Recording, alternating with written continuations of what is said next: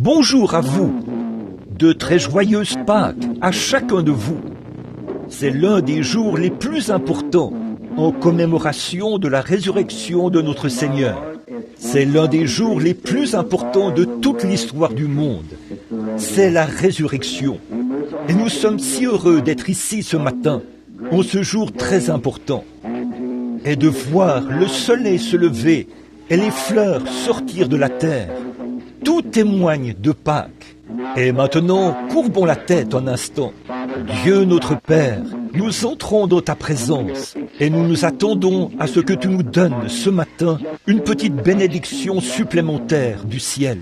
Une petite touche de Pâques dans nos propres âmes, afin que, quand nous repartirons d'ici, nous puissions dire, comme ceux qui revenaient d'Emmaüs, notre cœur ne brûlait-il pas au-dedans de nous à cause de sa présence? Car nous le demandons en son nom et pour sa gloire. Amen.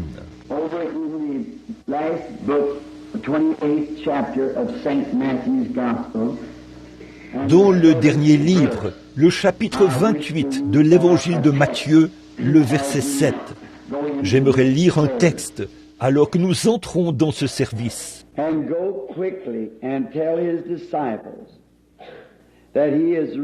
Et allez promptement dire à ses disciples qu'il est ressuscité des morts. Et voici, il vous précède en Galilée. C'est là que vous le verrez. Voici, je vous l'ai dit. Beaucoup d'importantes commissions ont été données à l'homme et au peuple de cette terre.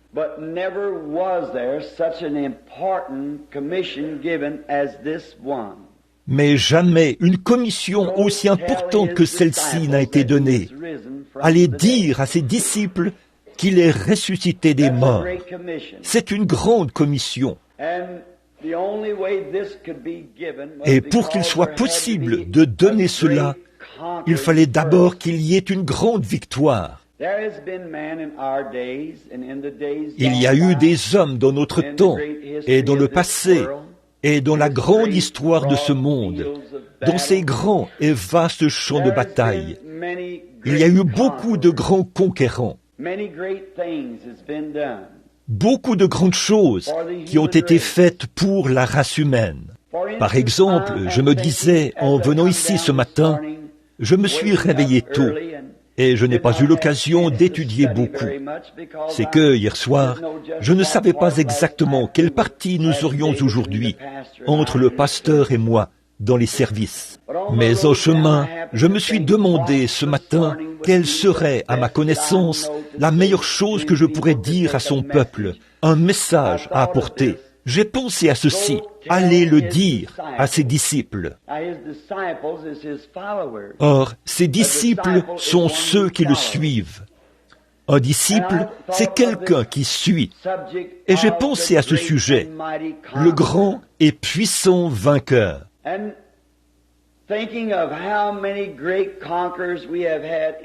Et en pensant au nombre de grands conquérants que nous avons eus dans ce monde, et les grandes choses qu'ils ont faites pour faire avancer et améliorer le mode de vie humain, je pensais au grand Napoléon, à son époque, qu'il n'était pas exactement un Français, mais il avait quelque chose en tête.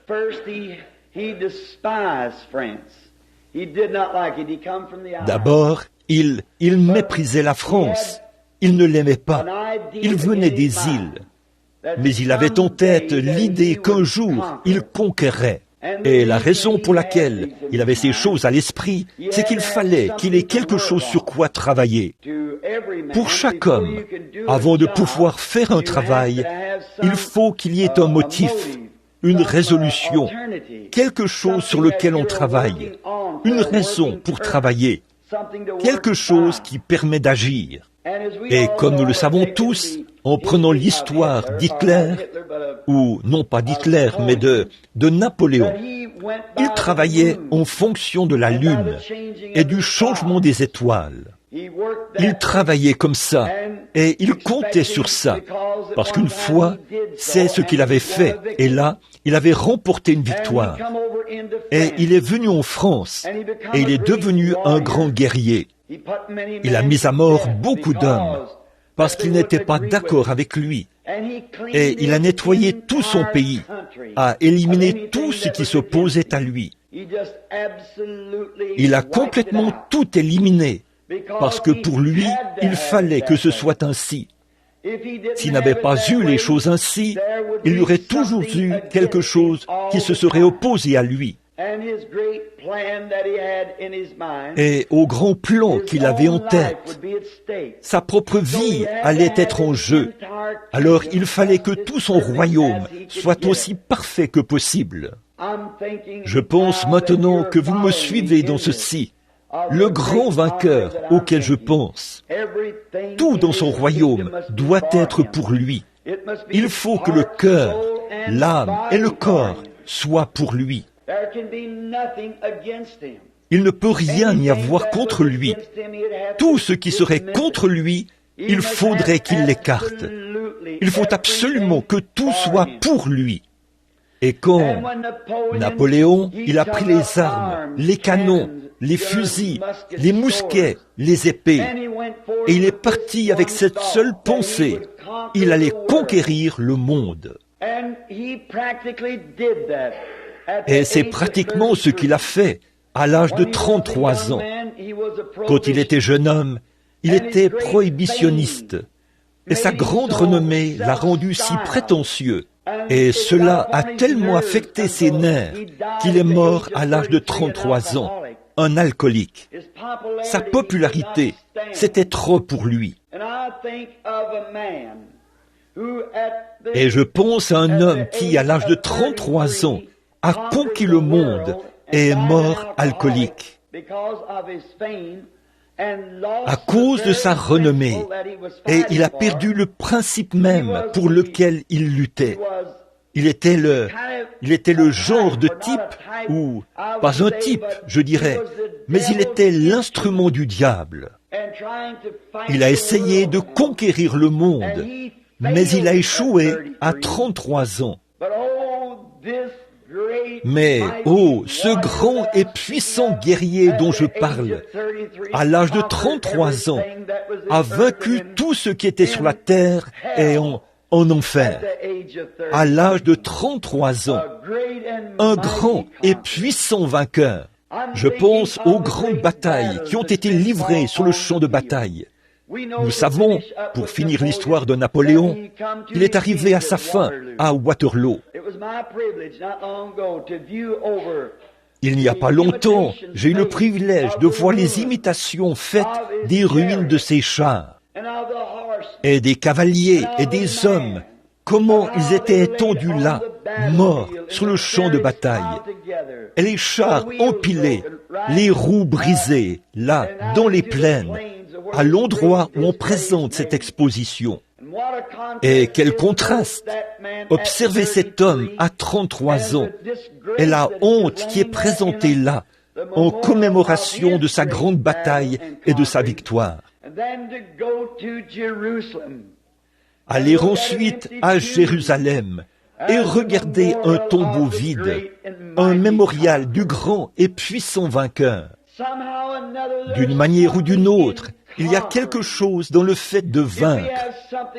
Si nous avons quelque chose pour lequel nous nous battons, s'il y a une maladie dans notre corps, et nous luttons entre la mort et la vie, quelle victoire que nous voyons qu'elle est vaincue. Si nous luttons contre une forte dépendance, ou contre quelque chose d'important qui nous assaille,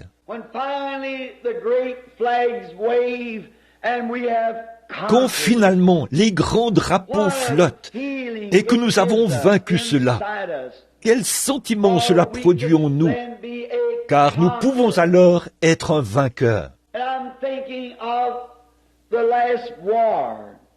Maintenant, je pense à la dernière guerre et au moment où Hitler s'est emparé de Varsovie.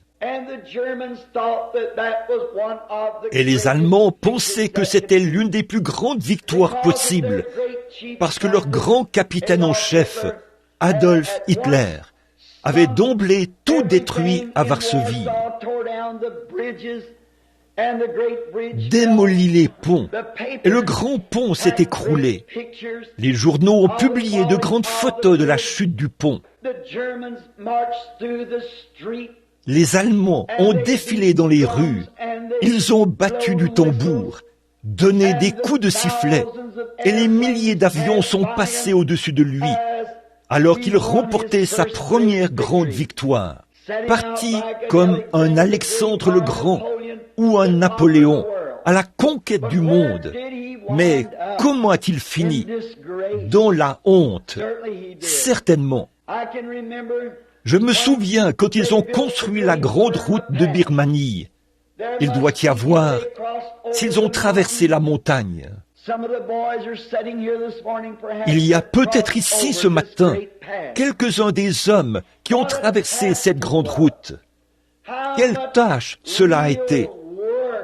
Combien il a vraiment fallu travailler et quel grand travail ils ont accompli. Et combien d'argent il en a coûté pour construire cette route de Birmanie, les millions de dollars.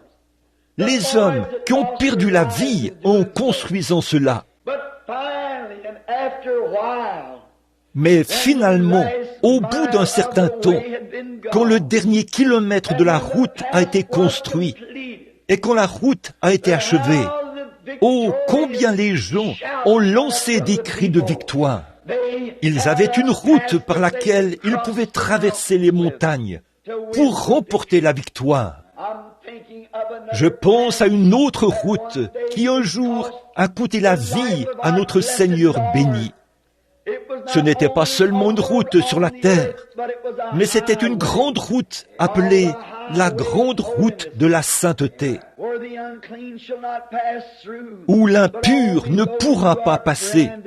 Seulement ceux qui sont marqués, seuls ceux qui sont du même côté que lui, passeront sur cette grande route. De grandes victoires ont été remportées. Beaucoup d'entre nous aujourd'hui se souviennent bien de la Première Guerre mondiale.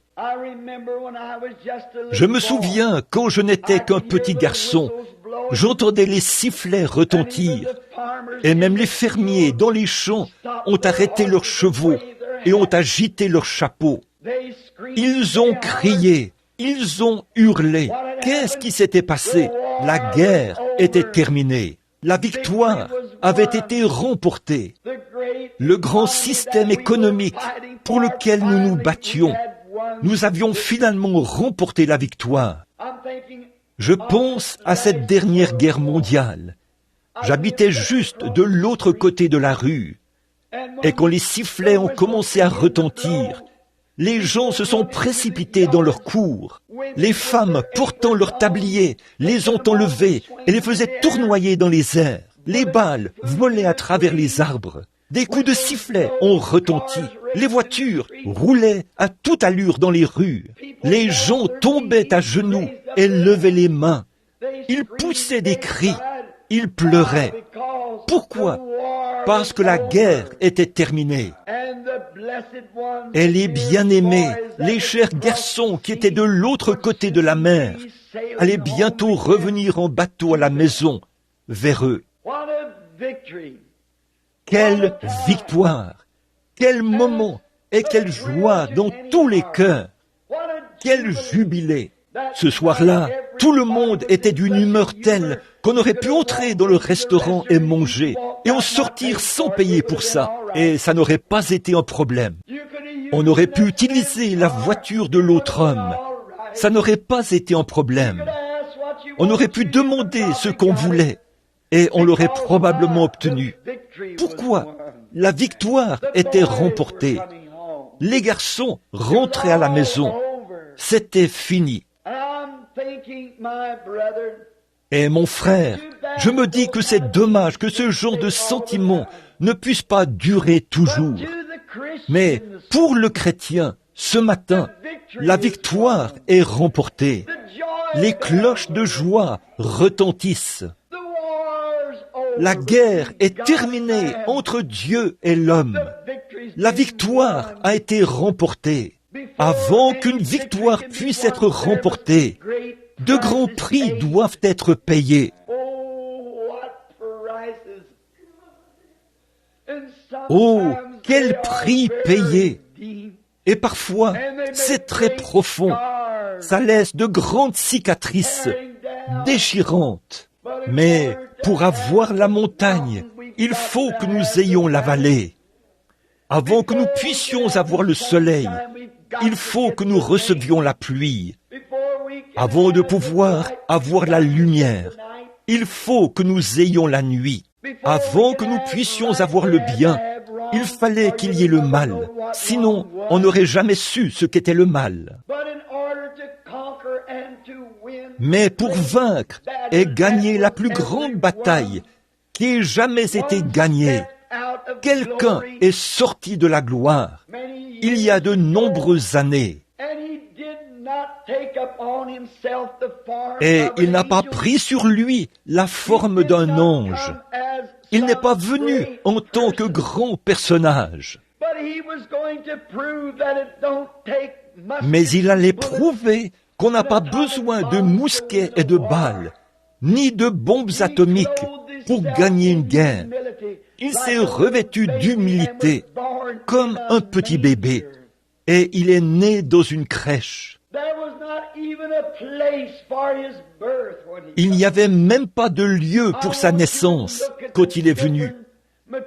Je veux que vous observiez le matériel de guerre qu'il a utilisé. Or, toute la race d'Adam était dans la servitude. Ils étaient là, sans espérance, sans Dieu, sans la moindre chance, sans miséricorde, sans rien qui puisse les aider. Les grands ennemis des régions inférieures, des perdus, les avaient enfermés dans les ténèbres. Il n'y avait pas moyen d'en sortir. Personne ne pouvait les aider. On ne pouvait rien faire. Tout semblait être perdu, complètement.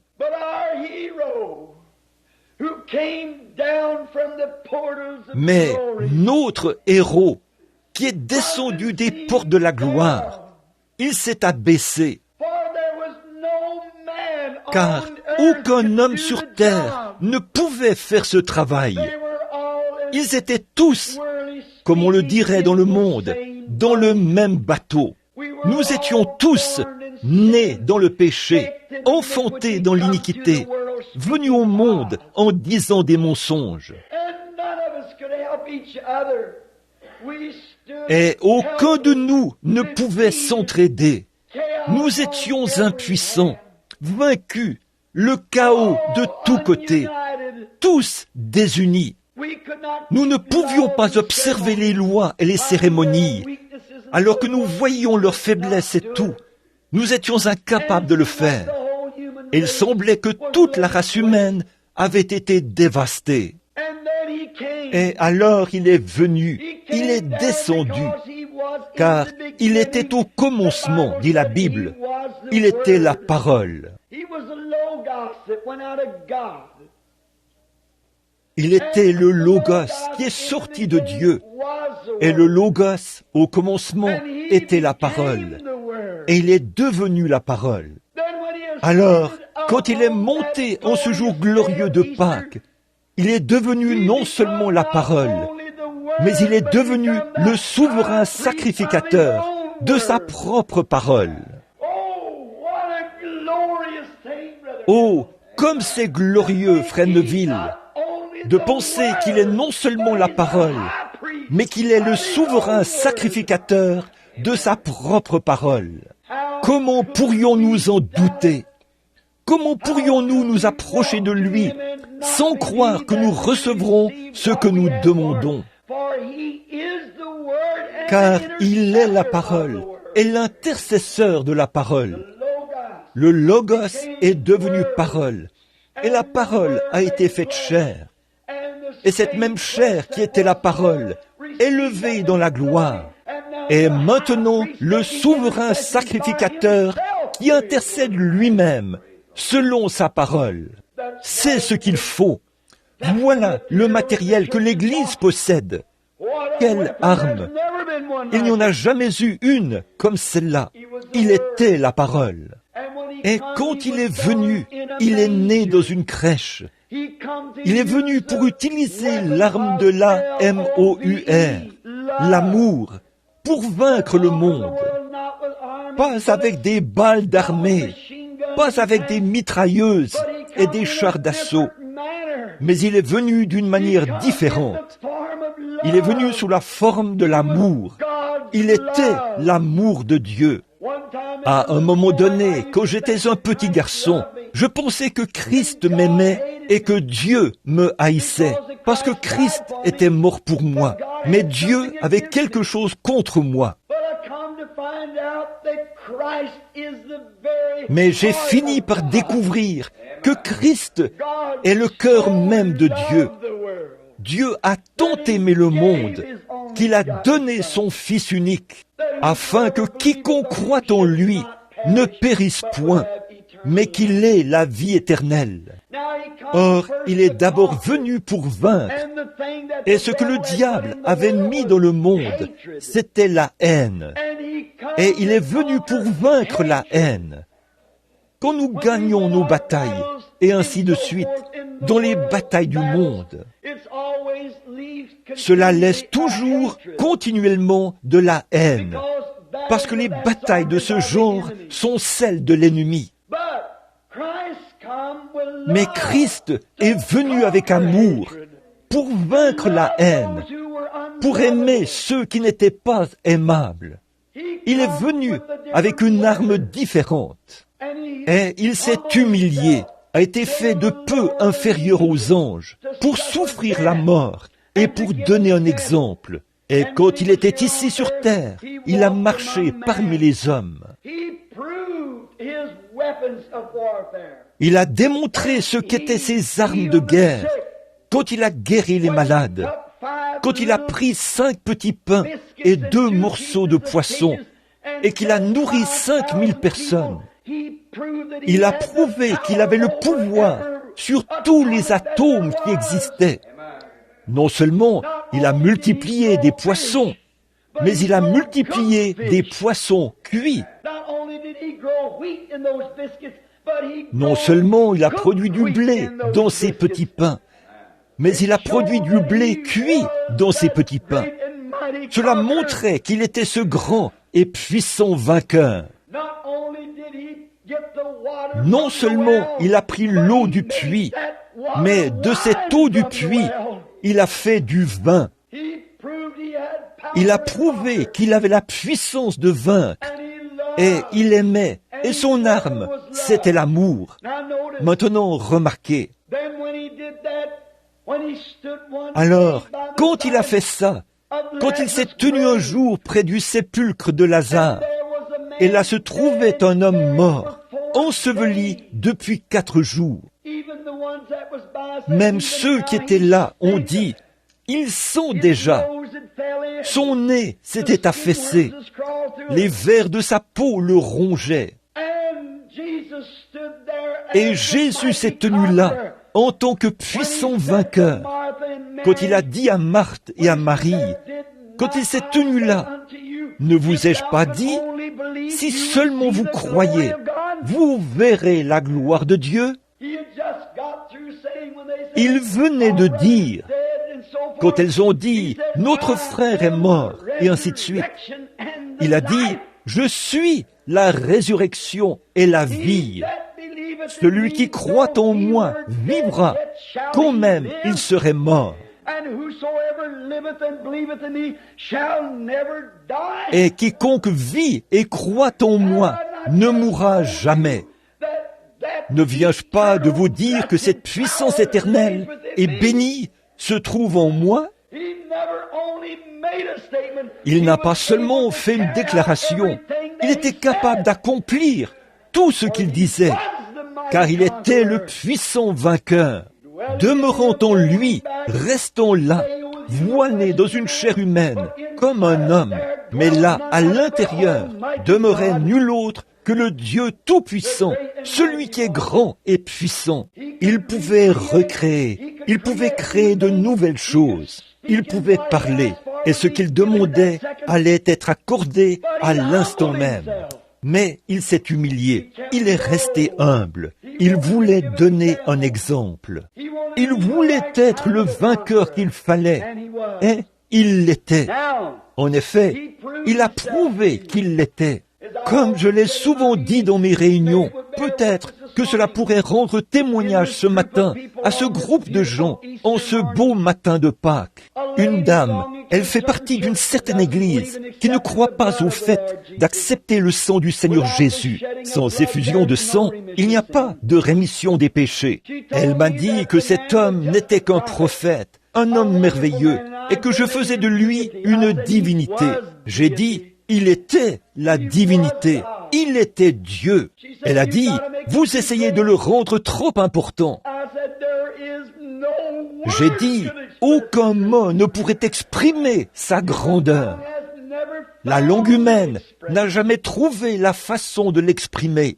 Je parlais avec un homme l'autre jour, un diplomate de Washington, D.C., et il a dit, en racontant un petit témoignage, lors d'un petit déjeuner où nous étions ensemble, il a dit, « Frère Branham, j'ai été luthérien toute ma vie, mais, a-t-il dit, l'autre jour, alors que j'assistais à un réveil à l'ancienne mode, a-t-il dit, je me suis agenouillé à l'autel et je voulais avoir une expérience avec Dieu. Il a dit, et pendant que j'étais là, à genoux, or, c'est un diplomate de Washington qui a même servi sous le président Coolidge. Et quand il a levé les yeux, a-t-il dit, j'ai eu une vision de Jésus. Il a dit, je peux parler 9 langues avec facilité. Il a dit, mais de toutes ces 9 langues, je n'ai pu trouver aucun mot. Il a dit, alors j'ai simplement levé la main et il m'en a donné une nouvelle avec laquelle parler. Il a dit, je viens de voir la gloire de son visage. Cette dame m'a dit, elle a dit, frère Branham, Jésus n'était rien d'autre qu'un homme, juste un prophète. J'ai dit, il était Dieu, ma sœur. Elle a dit, vous faites de lui une divinité, mais il ne l'est pas. Alors elle a dit, en route vers le sépulcre de Lazare, la Bible dit, il pleura. Certainement, il était le cœur même de Dieu. Il a souffert comme nous souffrons. Il était chair comme nous sommes chairs. Il avait dans son corps les mêmes désirs et les mêmes choses que nous avons. Pourtant, pour devenir un sacrifice parfait, il fallait qu'il vive toutes ces choses. Il l'a fait. Mais j'ai dit, elle a dit, il a pleuré en se rendant au sépulcre de Lazare. J'ai dit, mais, oh madame, c'est vrai, il était un homme quand il pleurait. Mais quand il s'est tenu là, près de ce sépulcre, où reposaient les morts silencieux, où un corps pourri gisait, recouvert d'une serviette, quand il a dit, ôtez la pierre, il a redressé son petit corps, et il a dit, Lazare, sors. Et un homme qui était mort depuis 4 jours s'est levé sur ses pieds. Qu'est-ce que c'était? La corruption a reconnu son Créateur. L'âme a reconnu son Maître. Et ce grand et puissant vainqueur a prouvé là qu'il a la puissance sur la mort, le séjour des morts et la tombe. Ça réjouit notre cœur, certainement. Vous parlez de frapper sur des chaudrons et de faire sonner des klaxons. Le monde devrait célébrer un jubilé ce matin, comme il ne l'a jamais fait auparavant. Des cris et des acclamations de son peuple. Parce que c'est le jour où on commémore le moment où il a vaincu le dernier ennemi et qu'il nous a libérés, nous, captifs. Oui, il était un homme. C'est vrai, il a prouvé qu'il était un homme et il a prouvé qu'il était Dieu. Un soir, alors que la grande mer déchaînée qui a pris des milliers de vies. Peut-être que certains d'entre vous, les mères ici ce matin, vos garçons sont morts sur la mer déchaînée, tout là-bas. Ils ont peut-être sombré sous les flots des vastes champs de bataille de ce monde. Certains de vos bien-aimés reposent là-bas, peut-être au fond de la mer. Mais un soir, alors qu'ils se trouvaient dans un petit bateau et que les vagues bondissaient sur la mer comme un bouchon de liège, il s'est levé et a posé son pied sur le bastingage du bateau. Il a levé les yeux vers le ciel et a dit « Silence !» Et aux vagues, il a dit « Tais-toi !» Et cette mer puissante est devenue lisse, si bien qu'il n'y a plus une ride sur l'eau. Certainement, il l'était. Il est vrai qu'il avait faim comme un homme. Quand il est descendu de la montagne et qu'il avait faim, il cherchait quelque chose à manger sur un arbre. Il était un homme. Mais quand il a pris ses 5 petits pains et quelques poissons, et qu'il a nourri 5000 personnes, il était plus qu'un homme. Quand il est mort, il y a 1900 ans, avant-hier, pendu à une croix, implorant la miséricorde à grands cris, « Mon Dieu, pourquoi m'as-tu abandonné ?» Il est mort comme un homme. Mais il y a 1900 ans et quelques, ce matin, il a prouvé ce qu'il était. Il a donné le dernier saut de sa fonction de Messie, quand il a rompu les liens de la mort et du séjour des morts, et qu'il est ressuscité de la tombe, triomphant. Je suis vivant au siècle des siècles. Et parce que je vis, vous aussi, vous vivez. Voilà le vainqueur. Vous parlez d'arracher son tablier et de l'agiter. Les gens disent que nous sommes fous parce que nous poussons des cris et que nous courons, que nous crions et que nous hurlons. Ils n'ont jamais ressenti les vibrations de la victoire du ciel. Comme quoi, la bataille est terminée. Notre grand et puissant vainqueur a remporté toutes les victoires. Il se tient seul, ce matin, indemne. Quand il est venu sur terre, on lui a donné le nom le plus dégradant qu'on puisse lui donner. En tant que fanatique, on l'a appelé Belzébul, le prince des démons. C'est vrai, il est allé dans la ville la plus basse de la terre, Jéricho, et le plus petit homme de la ville devait baisser les yeux pour le voir. Mais quand Dieu, il y a 1900 ans, l'a ressuscité, c'est ce que les hommes lui ont fait. Mais avec l'arme de l'amour, il a vaincu tous les démons. Et Dieu l'a élevé tellement haut, et il lui a donné un nom au-dessus de tout nom qui est donné dans les cieux et sur la terre. Chaque nom dans le ciel s'incline devant le nom de Jésus. Chaque ange, chaque monarque, tout s'incline devant le nom de Jésus. Toute langue le confessera, tout genou fléchira devant lui. Et il est monté tellement haut qu'il doit même baisser les yeux pour voir les cieux.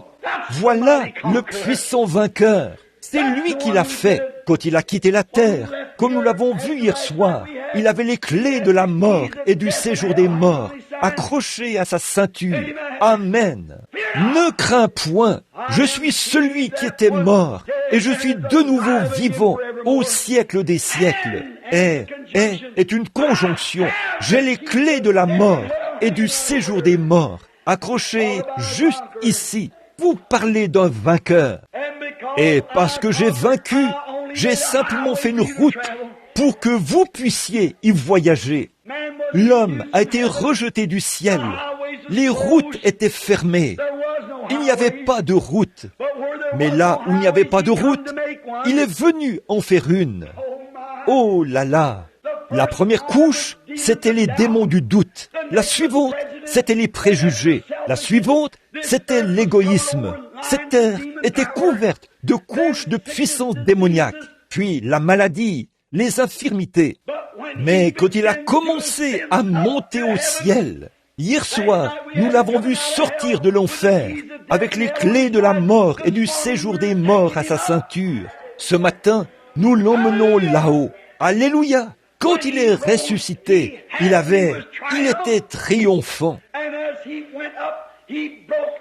Et en montant, il a brisé tous les pouvoirs du diable qui s'emparent des hommes. Il est monté en haut et a fait des dons aux hommes, les dons du Saint-Esprit. Le puissant vainqueur, il se tient seul ce matin. Et entre lui et chaque croyant, il y a la grande route bénie de la sainteté, sur laquelle marcheront les justes. Il n'y a pas moyen de contourner cela. Il n'y a qu'une seule voie qui a été tracée à partir de la gloire. Il a laissé des empreintes de pas ensanglantés alors qu'il marchait dans les corridors des puissances démoniaques. Et il a tracé une route pour nous d'un bout à l'autre. Il est assis dans les lieux très hauts ce matin en tant que puissant vainqueur. Son peuple est en train de célébrer un jubilé. Ils sont des dizaines de milliers partout dans le monde à crier victoire. J'ai observé les gens qui adhèrent à cette vieille église formaliste et froide. Je peux imaginer quelqu'un dire « Je vais vous montrer que cela est rejeté ». Tenez, dès que la première guerre a été terminée, un message a été transmis sur la route, ici, dans un autobus de la compagnie Greyhound. Ils ont dit « Pourquoi tout ce bruit ? Qu'est-ce qui se passe ?» Et l'un d'eux a dit « Regardez ça, voici le journal. La guerre vient de prendre fin. » Et tout le monde pleurait et poussait des cris. Mais une femme a dit « Oh là là, pourquoi fallait-il que ça se termine comme ça ?» Elle a dit « Si seulement ça avait pu durer quelques jours de plus. » A-t-elle dit « Jean et moi, nous aurions pu nous la couler douce. » Elle a dit « Nous aurions pu faire cela. » Il y avait un homme debout à l'arrière de l'autobus. Il a saisi cette femme et il l'a presque jetée dehors par la porte. Et quand la police a arrêté cet homme, il a dit « La raison pour laquelle je l'ai fait, a-t-il dit, c'est que cette femme n'a personne là-bas dont elle se soucie. Mais moi, j'ai 2 garçons là-bas. » Il a dit « Je ne pouvais pas contenir mes émotions. Oh frère, j'ai un père là-bas. J'ai des bien-aimés là-bas. Ça signifie quelque chose pour moi. Quand Jésus a vaincu, j'ai une femme, j'ai un bébé, j'ai des bien-aimés. Ce grand et puissant vainqueur, vous pouvez m'appeler un exalté ou un fanatique religieux ou ce que vous voudrez. Mais quand je pense que cette grande guerre est réglée, le prix est payé, la victoire est remportée, Jésus est ressuscité des morts, le saut final de sa fonction de Messie qui montre que tout est terminé. Il est vivant ce matin et il a les clés de la mort et du séjour des morts. J'ai des bien-aimés qui sont de l'autre côté de la frontière là-bas. Je suis sur cette ancienne grande route. Je monte les voir. Ne pensez pas que je suis fou. Oh, mais je suis si heureux que ce soit réglé. C'est une œuvre achevée. En vivant, il m'a aimé. En mourant, il m'a sauvé. Enseveli, il a emporté mes péchés au loin. En ressuscitant, il a justifié gratuitement pour toujours.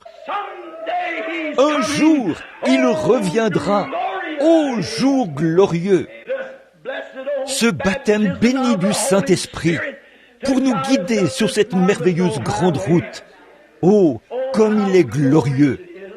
Comment pourrais-je jamais en avoir honte? Je prends la même position que Saint Paul ce matin en disant ceci.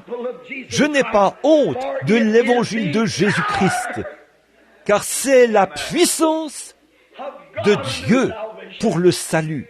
C'est la puissance sur la maladie, c'est la puissance sur la mort, c'est la puissance sur la tombe. Quand ce brave apôtre sérieux est arrivé au bout de sa route et qu'on a creusé sa tombe là-bas et qu'il s'est trouvé confronté à la mort, il a ri en face de la mort. Il a dit, « Mort, où est ton aiguillon? Tombe, où est ta victoire ?» Alors, il a poussé des cris de louange à Dieu. Mais grâce soit rendue à Dieu qui nous donne la victoire par notre Seigneur Jésus-Christ. Le vainqueur le plus puissant qui ait jamais vécu. Le vainqueur le plus puissant qui soit jamais mort. Car il était le seul qui pouvait vaincre, mourir et vaincre la mort elle-même. Et ressusciter en triomphe. Il a prouvé ce qu'il était. C'était le dernier saut de sa fonction de Messie. Et maintenant, s'il se trouvait quelqu'un dans ce bâtiment ce matin qui est un membre d'église tiède et qui ne connaît pas la joie de la bataille terminée, les gens poussent des cris, les gens se réjouissent, les gens pleurent. Vous dites, qu'est-ce qui se passe avec eux? Ils savent que c'est une chose achevée. C'est terminé. Certainement, nous battons des instruments de musique, nous faisons retentir les trompettes avec énergie et l'évangile est proclamé. On reconnaît la gloire et la puissance de Dieu. Et c'est une œuvre achevée. Le traité est signé. Gloire à Dieu. Christ l'a signé avec son propre sang. La bataille est terminée. La victoire est remportée. Je ne l'ai jamais gagné. Lui, il l'a gagné. J'en suis vraiment heureux. Oh là là! Quand certains de ces hommes sont revenus d'outre-mer, à ce qu'on m'a dit, quand le bateau est arrivé à New York, juste au moment où il entrait dans le port, ils ont regardé au loin et ils ont vu la statue de la liberté. C'est la première chose qu'on voit dressée là. Ils ont amené certains de ces vétérans infirmes sur le pont du navire afin qu'ils puissent la voir. Et quand ils ont commencé à voir cette statue de la liberté, ils se sont mis à pleurer.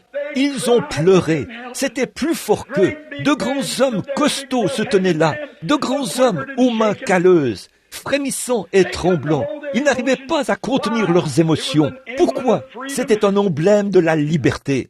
Juste derrière cette statue de la liberté se trouvait, il y avait papa, maman, des bien-aimés, une chérie, une femme, un bébé, tous ceux qui leur étaient chers sur cette terre se trouvaient là, derrière cette statue. Et juste avant d'arriver, ils ont reconnu que c'était le pays de la liberté et la patrie des braves. Certainement, ça vous fait tressaillir d'émotion, ce vieux drapeau qui flotte. Pensez-y, un vétéran marqué par les combats qui entre dans le port. Certainement, c'était un moment merveilleux.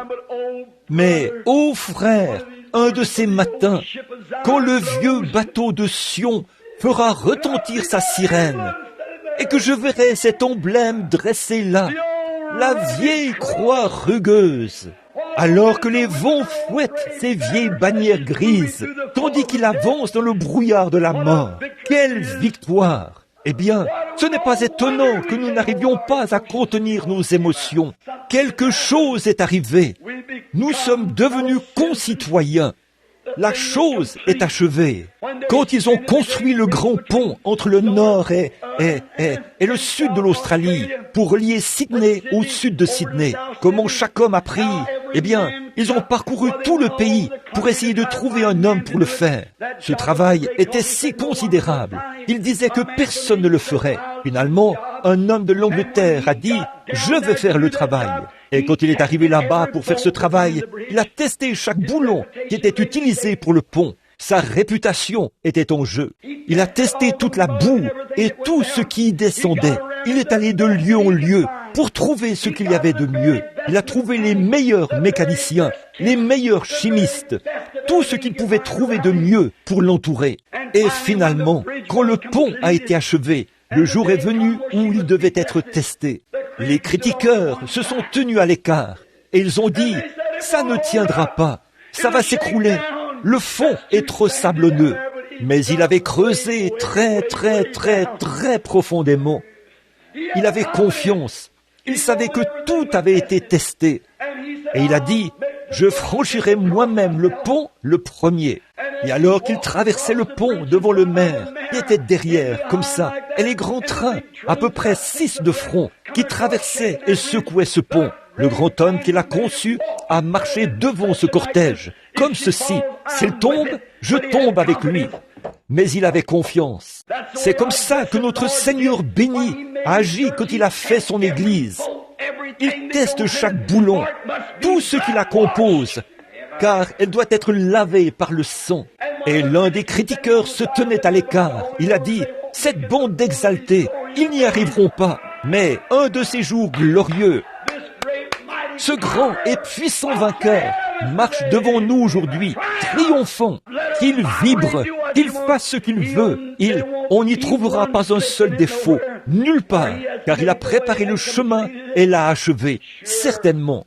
Aujourd'hui, nos pensées sont selon les choses dictées par les gens. Notre esprit est fixé sur les choses du monde. Mais permettez-moi de vous dire quelque chose, frère, que je n'ai jamais honte de l'Évangile. Oh, frère, je suis simplement quelqu'un à l'ancienne mode, né de nouveau, né du Saint-Esprit, de l'Esprit de Dieu. Je suis né comme ça. C'est tout ce que je suis et tout ce que je veux être. Une fois, il n'y a pas longtemps, il y avait une jeune fille qui était partie à l'université. Et c'était une charmante petite fille. Et quand elle est rentrée chez elle, elle a apporté quelques-unes de ses opinions venant de l'université. Et peut-être que ce matin, certains d'entre vous avaient quelques-unes de vos opinions venant de l'extérieur. Peut-être que vous avez apporté à l'Église beaucoup de vos opinions. Eh bien, débarrassez-vous-en. C'est la meilleure chose à faire. Alors cette jeune fille, quand le train s'est arrêté à la gare, elle avait amené une jeune fille avec elle, une de ces espèces de petites dégourdies, vous savez, du genre Elvis Presley. Et quand elle se tenait là, vous savez, à la station de train, sa mère était à l'extérieur. Une vieille femme qui se tenait là, le visage couvert de cicatrices, des petites épaules tombantes, portant une petite robe de calicot, un petit châle sur les épaules. Et cette petite dégourdie qui était avec elle, l'autre fille, a baissé les yeux et a dit, « Eh bien, qui est cette misérable et affreuse vieille loque ?» Eh bien, vous savez, ça a tellement mis la jeune fille dans l'embarras qu'elle a dit, « Je ne sais pas. » Parce qu'elle était tellement guindée et elle avait tellement d'idées mondaines en tête. Et c'était là sa propre mère. Quand elle est descendue du train, la vieille petite maman a couru pour l'entourer de ses bras. Elle a dit, « Oh chérie, que Dieu bénisse ton petit cœur. » Et elle lui a tourné le dos et a commencé à s'éloigner, comme si elle ne la connaissait pas. Elle était gênée, parce que sa mère était tellement laide. Et il s'est trouvé que le conducteur de ce train connaissait l'histoire.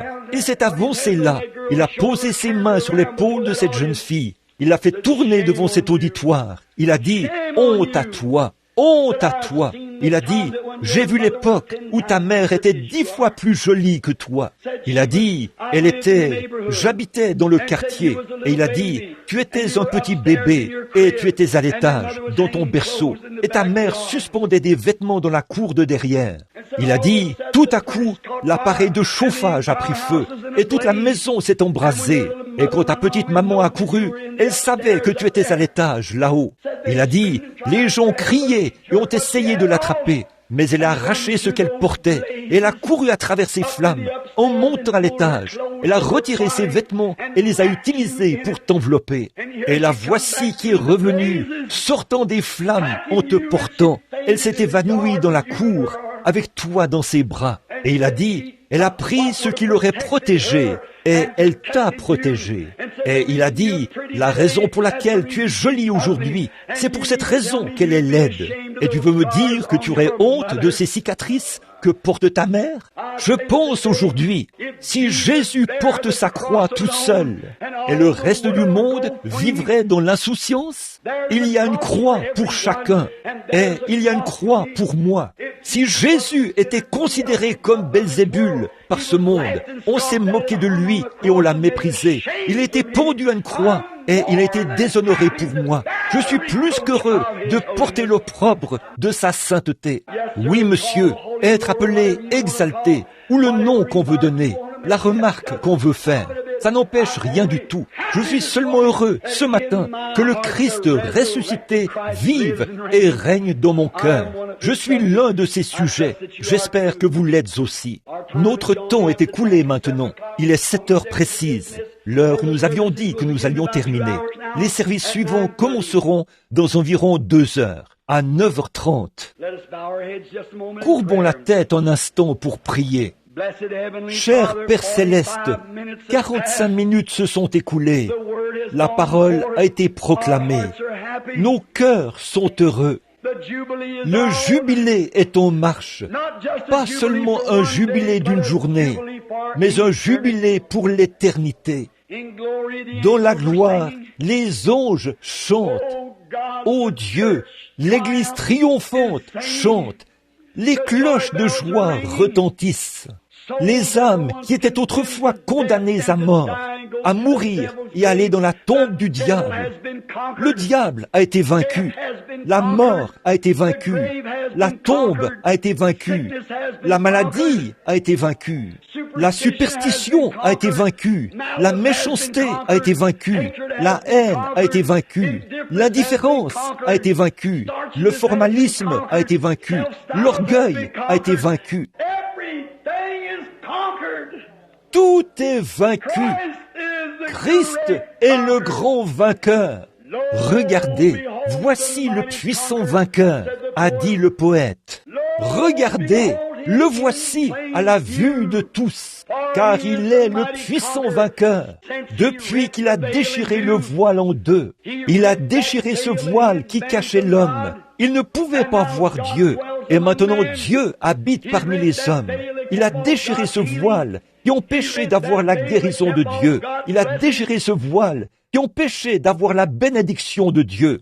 Il a déchiré ce voile qui empêchait d'avoir la joie de Dieu. Il a déchiré ce voile qui empêchait d'avoir la paix de Dieu. Maintenant, le voile est déchiré en deux. Avec son propre sang, il a marché en vainqueur. La bataille est terminée. Il nous l'a prouvé par sa résurrection. Et maintenant, le Saint-Esprit sert de témoin, envoyé pour nous guider. Ô Dieu éternel, s'il y a quelqu'un ici ce matin qui a traînassé sur la grande route, venant et repartant, tombant au bord de la route, n'ayant jamais été capable de marcher directement au milieu avec les grands héros qui ont marché au milieu de la grande route, nous prions ce matin qu'ils s'abandonnent entièrement à toi, qu'ils ressortent de ces choses et savourent ces grandes victoires qui étaient remportées par notre Seigneur ressuscité. Accorde le Père, car nous le demandons au nom de Christ. Et pendant que nous avons la tête inclinée, je me demande en cet instant si vous voudriez lever la main vers Christ pour dire « Ô Christ, j'apprécie, jamais plus je n'aurai honte de toi. J'ai été un peu timide. Que Dieu vous bénisse, madame. Que Dieu vous bénisse, monsieur. Que Dieu vous bénisse. Et vous, oh là là, les mains se lèvent partout. J'ai été un peu timide. J'avais un peu honte. Mais maintenant, je vois vraiment ma position.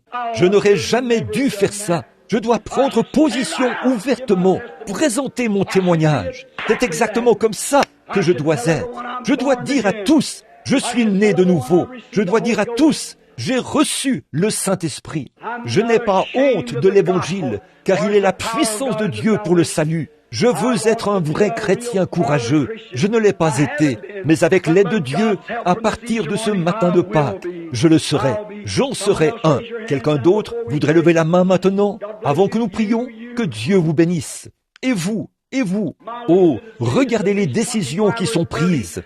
Au moins 25 ou 30 personnes assises au milieu de ce petit groupe de gens ce matin ont pris une décision. À partir de ce grand matin de triomphe, ils vont, par la grâce de Dieu,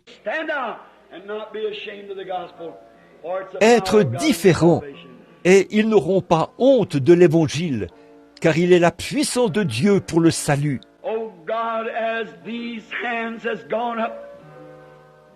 Oh Dieu, alors que ces mains se sont levées et que la musique résonne doucement sur la route, alors que nous sommes passés de la mort à la vie, car tu as dit, celui qui écoute mes paroles et qui croit à celui qui m'a envoyé a la vie éternelle. Ils sont passés de la mort à la vie parce que tu es devenu la mort pour qu'ils puissent devenir la vie par ta résurrection. Tu as été fait inférieur aux anges, tu es descendu pour être un homme. Tu es sorti de cette grande théophanie dans l'au-delà. Tu as été fait chair et tu avais du sang et tu as versé ce sang afin que tu puisses fournir un moyen d'échapper pour chacun de nous. Non seulement l'as-tu fait, nous l'avons lu dans la Bible, mais tu l'as prouvé de façon infaillible en ressuscitant des morts. Et en ressuscitant les morts quand tu étais ici sur terre. Non seulement cela, mais tu as Tu l'as doublement prouvé, comme tu l'as fait pour Abraham. Maintenant, en plus, tu as fait revenir le Saint-Esprit comme témoin. Et nous avons sa présence bénie avec nous et en nous, qui nous guide, nous conduit dans toute la vérité et dans la lumière. Nous te remercions pour ces nombreuses mains qui se sont levées ce matin pour dire: je prends maintenant Christ comme mien. Ô Dieu, qui n'ont jamais été baptisés dans l'eau, ce qui représente la grande mort, l'ensevelissement et la résurrection de leur Seigneur béni, puissent-ils revenir au service ce matin, apporter leurs vêtements et être prêts pour descendre dans ce baptistère glacé. Accorde-le, Père. Bénis-nous, pardonne-nous nos péchés. Nous te donnerons la louange tout au long des âges à venir. Quand la bataille sera terminée, que la fumée se sera complètement dissipée et que nous aurons terminé d'exprimer toute la joie par ces lèvres terrestres avec lesquelles nous te louons de toutes nos forces. Il nous faudra de nouvelles voix, de nouveaux êtres pour te louer. Puissions-nous alors entrer avec joie, car nous le demandons au nom de Christ. Amen.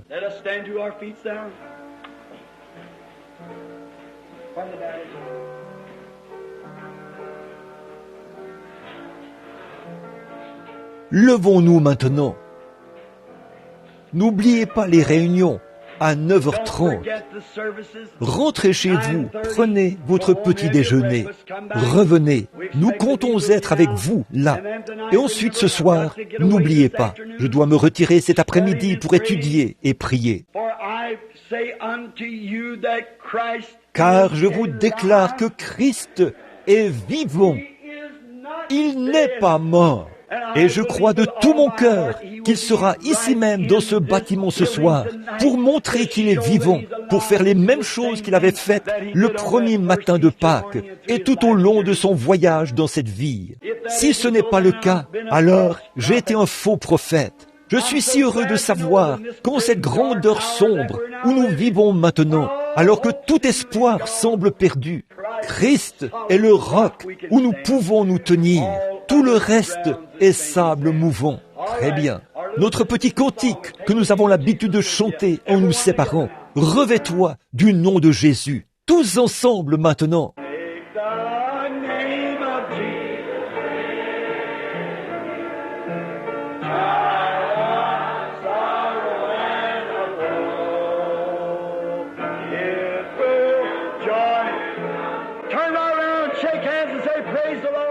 Tournez-vous, serrez-vous la main et dites « Gloire au Seigneur » à quelqu'un près de vous.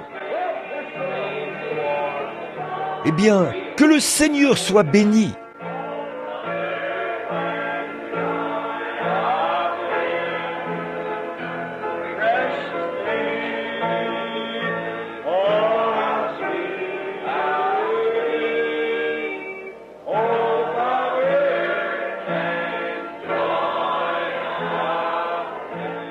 Maintenant, que tout le monde regarde par ici, louons-le simplement, levons simplement les mains et disons « Merci Seigneur d'avoir sauvé mon âme ». Très bien, tout le monde.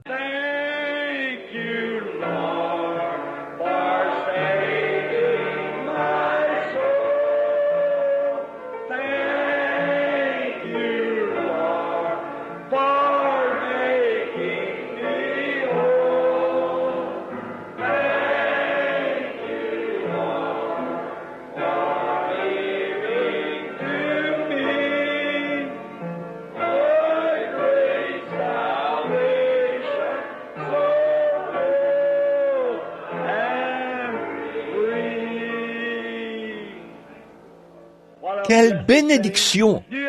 L'aimez-vous? Dites Amen.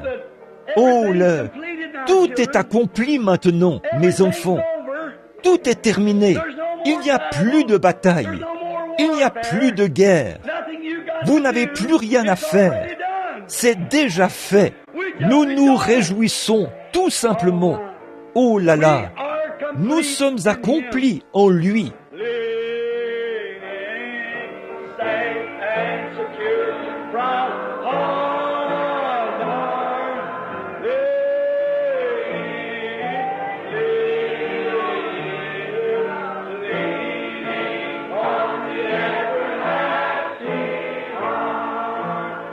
Oh,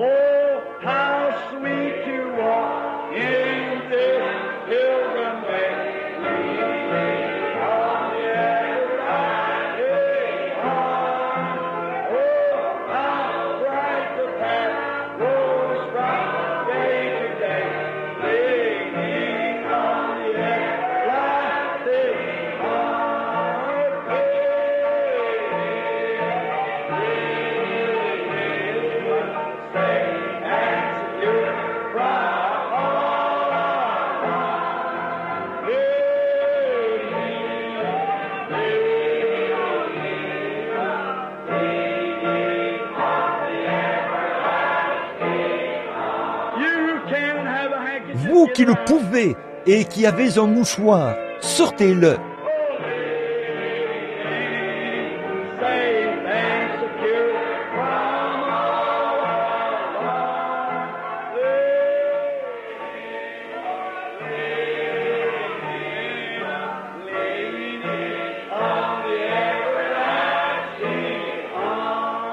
Maintenant, votre Bible.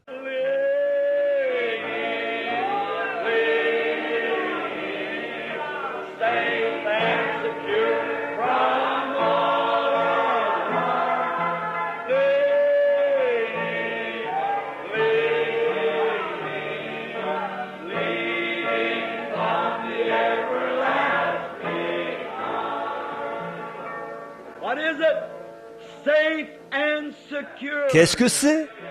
Bien à l'abri. Tout est terminé. Tout est achevé. La bataille est terminée. Le dernier sceau est brisé. Il est monté. Alléluia!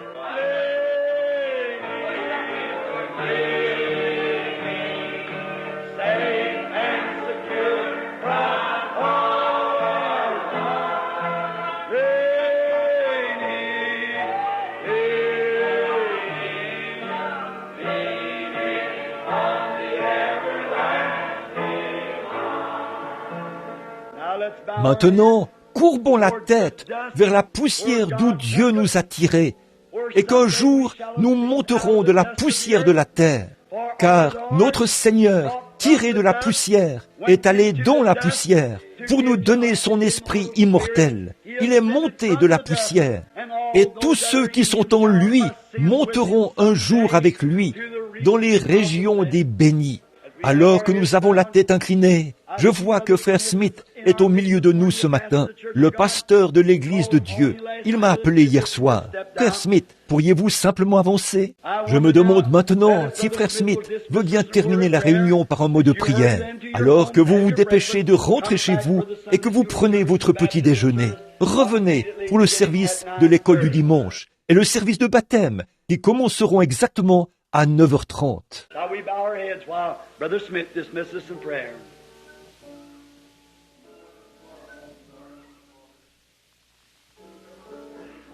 Pourrions-nous courber la tête pendant que Frère Smith termine la réunion par la prière?